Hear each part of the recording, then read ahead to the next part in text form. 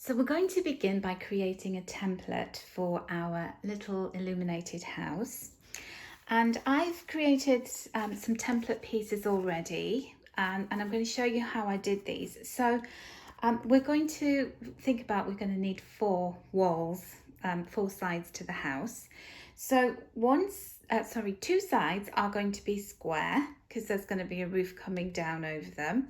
And then the other one has an apex, so that's going to be, if I just show you, imagine that this is the shape of the house, but two sides are going to have apexes, and then the roof is going to go over that. So we've got the roof here.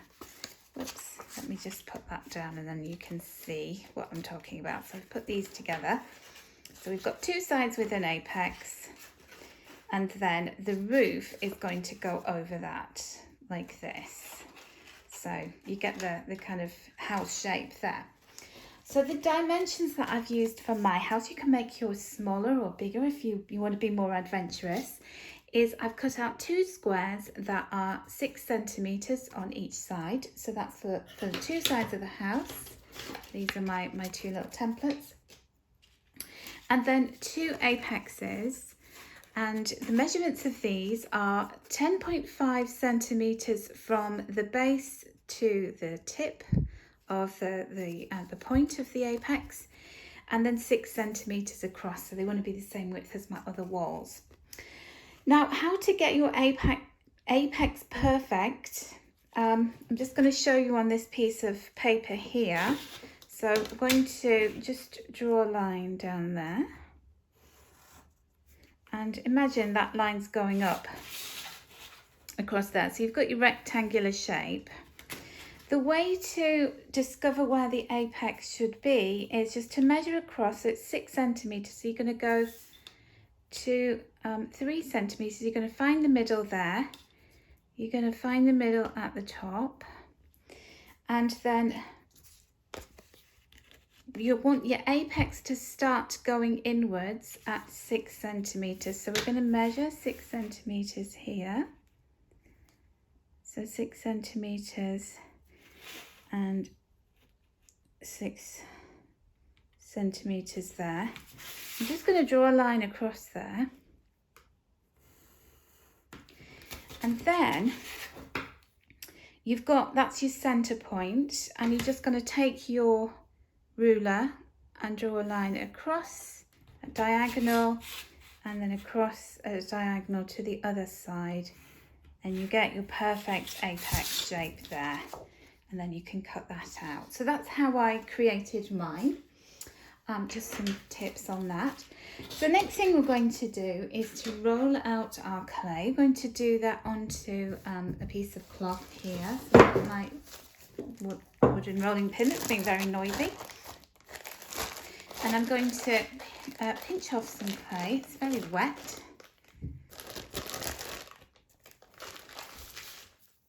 And what you can do is you can pinch off balls of clay and then just roll your pieces out individually, which is probably a lot safer to do that than trying to roll one gigantic piece and cut all the pieces out with it. So I'm just going to show you how to roll out this individual piece. Now we want to get some of the moisture out of the clay because this is very sticky. So I'm just kneading it in my hands just to try and add the warmth of my hands is going to make this less sticky and start to dry the clay out basically. And then some of the moisture will get absorbed by the cloth as well. So I'm going to do this into a kind of shape that echoes, that mimics the house shape walls that I want to roll out. So then I'm going to put my sheet across there, and then we want to have the thickness of the rulers. So I've got my bamboo rulers there, and let me just tell you what the thickness of those is. It is half a centimetre, so it's 5 millimetres thick. And then we'll just start rolling. Move my clay out of the way, getting in the way of my rolling. So I'm going to roll in one direction, and then I'm going to just turn this around, put my rulers there, which are acting as guides to ensure that the clay is the same thickness all the way along. Now I have to be honest, I have had an attempt at this, and I did my walls too thin, and it was a lot harder to construct my house. So I would recommend at least the half a centimetre width for your walls. Then we're going to need a rubber kidney or a steel kidney. I'm just going to smooth out the clay, get rid of any dimples, any air bubbles. I'm going to put that on the other side and do the same, because we do want to have nice flat walls. That's the aim for this illuminated house. Okay. And then we're going to, this is going to be big enough for one of my apexes, so I'm going to place that. I've already used it as a template for I've been practicing. So I'm just going to place that there. I'm just going to press it down onto the clay and use it as a guide. So I'm using a blade here, a cutting blade. Be very careful with these. You can also, if you don't have one of these, you could use the edge of your kidney blade, or you could use your needle tool. Just a sharp object. You could use a knife as well, because we can refine the edges of this little house. So I'm just going to chop off one side, chop off another. Now, if we don't get this absolutely perfectly straight, you know that we can always start to refine the clay. So we could get an emery board, or oops, that's a bit sticky, as I said, just to get those edges really perfectly even. You're never going to achieve perfectly even sides, that I can tell you, I can guarantee it for sure. But you can just use your finger to smooth along the edges. As you can see, that this clay is very wet, very sticky. And we're going to just using your finger just to smooth along, be very gentle with it. And when we're happy that we've got that in a good position, I have over here a board with a piece of Teflon on top, and I'm going to lie that flat. And you want to make sure that while this is drying, you want it to dry for an hour or so, just to get some stiffness in it. You could use a hairdryer or a heat gun to gently give it a bit of assistance to dry out if you wish, because they can take a while to dry, and we really want this to be in the kind of leather hard stage. I might just chop off a bit of extra there because it doesn't look terribly level there. It doesn't look absolutely perfect. Now, if you find that you've cut them out, and because the clay's a bit sticky, it's stuck to your cutting blade, it's not absolutely 100% perfect. As I said, you can refine the edges and get them really straight before you join them together, but equally you can do some filling. So we're going to be using ropes of clay to attach these pieces together to form the little house. Now, because I haven't let this dry out just yet, but I just want to talk you through the rest of the process. You're going to cut another apex shape out, and then you're going to cut out two walls that don't have the apex on them. So you're just going to cut out those two 6 centimetre size squares and allow everything to dry. And when it has got to a state where it's still malleable, it's still soft, but it's not sticky like it is now, you can start to cut some little holes into it. So I'm going to show you what I've done with a piece of clay that has dried out. So I've used some little cutters here. So these are Sugarcraft cutters. So I used a little heart-shaped cutter to cut out the heart shape there, and then I used a tiny little triangular shape. So I've done one, whoops, pointing upwards, one pointing downwards. Then I used what did I use for this? Oh, the circles. I just literally used a straw.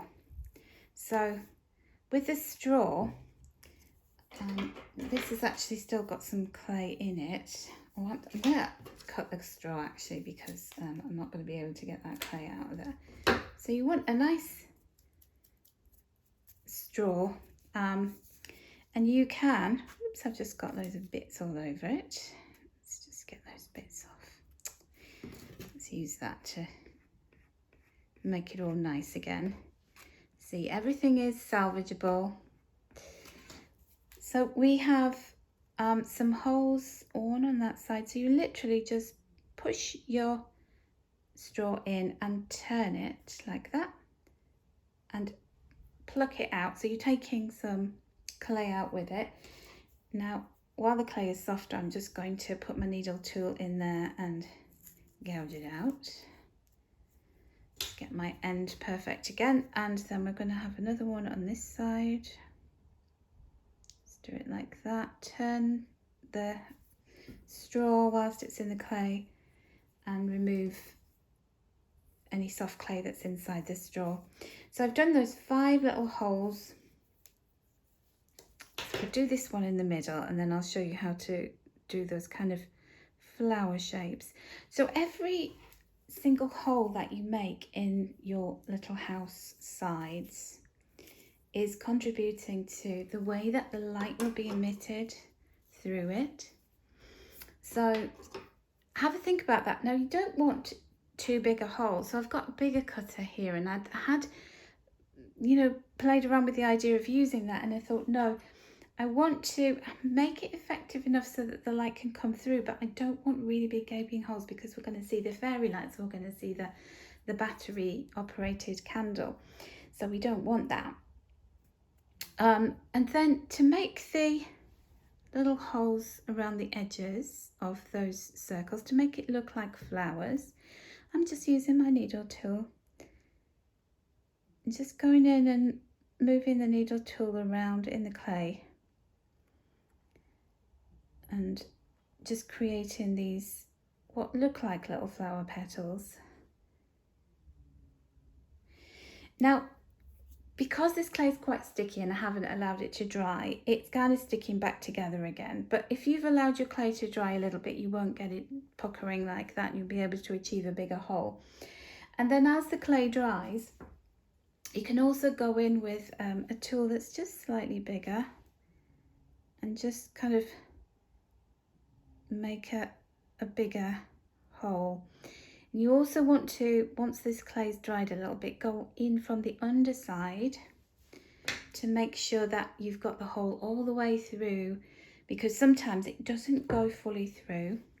And the whole point of it is that you want to have this hole where all of your lovely light is going to come through, and that's what makes this look magical. It looks so much more effective when you do that. So do your own design or follow mine. It's entirely up to you how you want to do it. Let me show you what I did with the other edges of the house walls. I did a little heart in the center, and then I used a small straw, or you can use, you know, an instrument like this that's got, you know, a slightly larger ability to poke a hole in. You could even, let me find one, use the end of a very fine paintbrush to make your holes. Have a hunt around and see what you've got. And just do a really nice little pattern. This one looks really pretty because we've got that bigger hole in the center. We've got 4 small holes and then smaller holes radiating outwards, which just gives it that kind of light splay, that light ray effect. And most of all, you want things to be symmetrical. So you want to make sure that both of your apexes have the same light patterned holes, and the sides of your house also have the same. So that is how to create the sides of your house, and how to make the holes and the little shapes in them so that the light can come through. In the next video, we're going to, once everything is dried, we're going to give it a little bit of a refine, and then we're going to stick everything together and to make the roof for our house.